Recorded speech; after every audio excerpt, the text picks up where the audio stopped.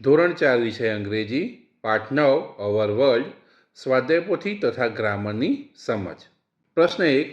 આપેલા શબ્દોના પ્રાસવાળા શબ્દો કવિતામાંથી શોધીને લખો. તો મિત્રો અહીંયા તમારે સમાન પ્રાસવાળા શબ્દો જેનો ઉચ્ચાર સમાન થતો હોય તેવા શબ્દો કવિતામાંથી શોધીને અહીંયા લખવાના છે. પહેલું છે સો, આવશે go, town, down, flight, right, band, hand, ball, all, burn, turn, ground, round, bump, jump, bake, shake. પ્રશ્ન 2. કવિતામાંથી વિરોધી શબ્દો શોધીને લખો.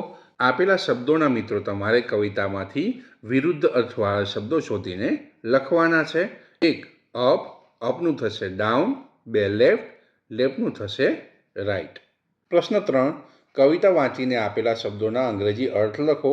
તો અહીંયા તમને ગુજરાતી શબ્દો આપેલા છે, તેના અંગ્રેજી અર્થવાળા શબ્દો તમારે કવિતામાંથી શોધીને લખવાના છે. 1. ઉપર, અપ, હાથ, હેન્ડ, જમણું, રાઇટ, ડાબું, લેફ્ટ, નીચે, ડાઉન. પ્રશ્ન 4. આપેલા પ્રશ્નોના ઉત્તર 1-2 શબ્દોમાં લખો. 1. Write the names of Ganesha's parents.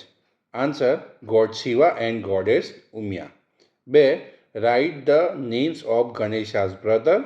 Answer Kartikeya. 3. Who started his journey first? Answer Kartikeya. 4. Who moved around his parents? Answer Ganesha. 5. How many times did Ganesha walk around his parents? Answer 68 times. 6. Who completed his journey first? Answer Ganesha. 7. Who praised Ganesha's wisdom? Answer God Shiva. 8. Who was the winner? Answer Ganesha. Now, who was surprised to see Ganesha as the winner? Answer Kartikeya. પ્રશ્ન 5. કૌંસમાં આપેલા શબ્દો વડે ખાલી જગ્યા પૂરો. તો મિત્રો અહીંયા તમને કૌંસમાં શબ્દો આપેલા છે, તેનો ઉપયોગ કરીને આપણે ખાલી જગ્યાઓ સરસ રીતે પૂર્ણ કરવાની છે. 1. Kartikeya was Ganesha's brother. 2. Kartikeya and Ganesha were arguing to prove who was stronger. 3. Umyaji told Ganesha and Kartikeya to go around the world. 4. Ganesha was confused about starting his journey. 5. Ganesha had a big belly and heavy body. 6. Ganesha walked around his parents 68 times. 7. God Shiva praised Ganesha's wisdom. 8. God Shiva declared Ganesha the winner. Now, Kartikeya was surprised to see Ganesha as the winner. Thus, Ganesha said, our parents are our fault. પ્રશ્ન 6. મિત્રો અહીંયા આપેલા મંત્ર પત્રિકાનો તમારે અભ્યાસ કરવાનો છે. વાક્યો વાંચી યસ અથવા નો ફરતે તમારે વર્તુળ કરવાનું છે. Shri Itla primary school Gandhinagar invites you to be a part of Shala Praveshotsav. Venue Shri Itla primary school Gandhinagar. Date 12th June 2023. Time 7 AM. Chief guest doctor R.K. Das IAS, principal SMC. 1. The school has a sports day on the 12th June. આ વાક્ય ખોટું છે મિત્રો, એટલે આપણે નો ફરતે વર્તુળ કરીશું. 2. It is an invitation card from Shri Haripar primary school. આ પણ ખોટું છે મિત્રો, એટલે આપણે નો ફરતે વર્તુળ કરીશું. 3. The Praveshotsav will be in જૂન. આ વાક્ય સાચું છે, એટલે આપણે યસ ફરતે વર્તુળ કરીશું. 4. Doctor R.K. Gupta will be there chief guest. આ વાક્ય ખોટું છે મિત્રો, એટલે આવશે no. 5. It will start at 7 o'clock in the morning. આ વાક્ય સાચું છે, એટલે આપણે યસ ફરતે વર્તુળ કરીશું. પ્રશ્ન 7. રેખાંકિત શબ્દોના વિરોધી શબ્દો વડે ખાલી જગ્યા પૂરો. મિત્રો દરેક વાક્યોમાં એક શબ્દ નીચે લીટી કરેલી છે, તે શબ્દનો વિરોધી અર્થવાળો શબ્દ તમારે કૌંસમાંથી શોધી ખાલી જગ્યામાં લખી તમારે ખાલી જગ્યા પૂર્ણ કરવાની છે. 1. Do not pull the door, just push it. 2. The room is clean, that room is dirty. 3. The ribbon is long, I want a short one. 4. Cotton is soft, stone is hard. 5. Soham will throw the ball, Nitin will catch it. 6. The garden is on the left of the road. My school is on the right. 7. Please sit down. Do not stand there. 8. My bag is light. Your bag is heavy. 9. The book is thin. That book is thick. 10. Is your school near your house? No, it is far. 11. Give me ₹10 and take this pen. 12. Do not cry. You should laugh. પ્રશ્ન 8. And but ઓર વડે ખાલી જગ્યા પૂરો. 1. Gita is small but she is clever. 2. Tina and Mohit are cousins. 3. Will you have milk or ice cream. 4. My grandfather is old but he is strong. 5. Ami and Sheetal are going to school.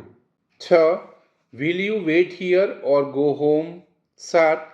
I like basketball but I don't like volleyball. 8. Deepak and Jeet are talking. 9. Do you like the blue dress or the red one? 10. Darshan and Meeta are going their homework. 11. I like apples but I do not like watermelons. 12. I may eat a banana or an apple. પ્રશ્ન 9. ચિત્ર જોઈને there is અને there are સાથે કૌંસમાં આપેલા શબ્દો વડે વાક્યો બનાવીને લખો. મિત્રો, અહીંયા તમારે ચિત્ર જોવાનું છે. કૌંસમાં આપેલો શબ્દ જો એકવચનનો હોય તો આપણે ધેર ઇઝનો ઉપયોગ કરવાનો છે.